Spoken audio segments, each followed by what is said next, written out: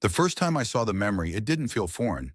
It settled behind my eyes like something I had misplaced years ago, something that had been waiting patiently to be found. I remember the smell first: wet soil, cold metal, the faint sweetness of rotting leaves, a forest, a clearing, and someone breathing behind me. But when I blinked, I was back in my apartment, standing in my kitchen with a knife still in my hand and no idea how I'd gotten there.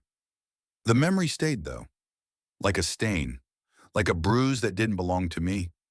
I tried to shake it off, but the echo of that breath behind me refused to fade. It felt like it came from a man who knew me intimately, even though I had never seen him before. That was the first time. It wouldn't be the last. I live alone in a fourth-floor apartment overlooking a narrow alley choked with laundry lines and flickering bulbs. The kind of place where nights hum with distant arguments, stray cats, and televisions left on too loud. It's familiar, predictable, safe in its own way. But lately, even the familiar has felt corrupted. Shadows that don't quite match the objects casting them. Sounds that don't belong to my apartment. Whispered syllables I'm not sure I understand but still recognize. All of it began after the memory, or whatever it was. I told myself it was stress, overwork, insomnia, logical explanations. But every night the memory grew sharper, more real. I could feel damp earth under my fingernails.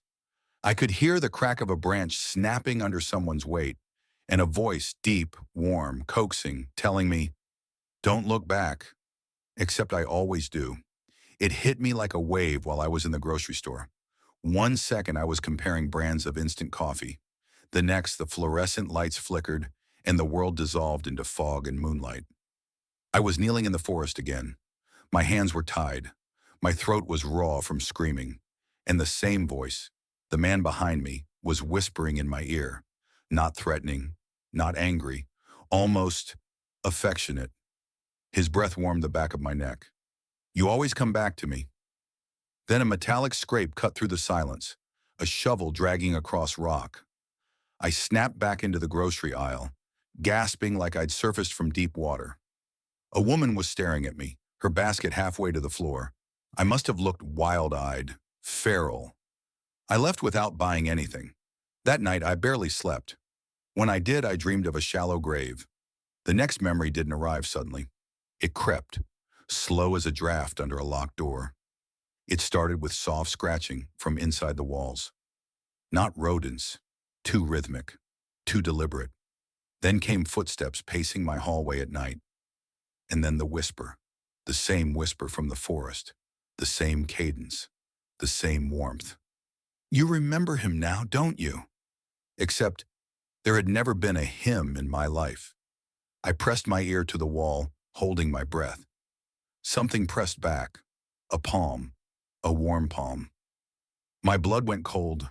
I stumbled backward, but the whisper followed me into the dark corners of the room, slipping between shadows like it belonged to them. "Come outside." I didn't. Not that night.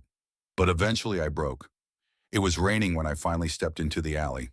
The air was metallic and sharp, like the taste of lightning. The bulbs above buzzed violently, flickering so fast they turned the world into a strobe of fractured moments. The memory pulsed at the base of my skull. I walked deeper into the alley, my shoes splashing through puddles that trembled as if something beneath them was breathing.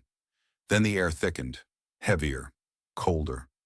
The rain slowed, stretching each droplet like syrup. The alley began to change. Walls warped, narrowing. The lights dimmed into a reddish glow, and the ground beneath me softened into mud. I was no longer behind my building. I was back. Back in the forest. Back in the clearing. Back where he waited. A tall figure stood in the darkness ahead of me, the outline barely visible except for its eyes. Two faint, reflective glints like an animal caught in headlights. He stepped forward and the sound of the shovel dragging behind him sliced through the air. He spoke without moving his mouth.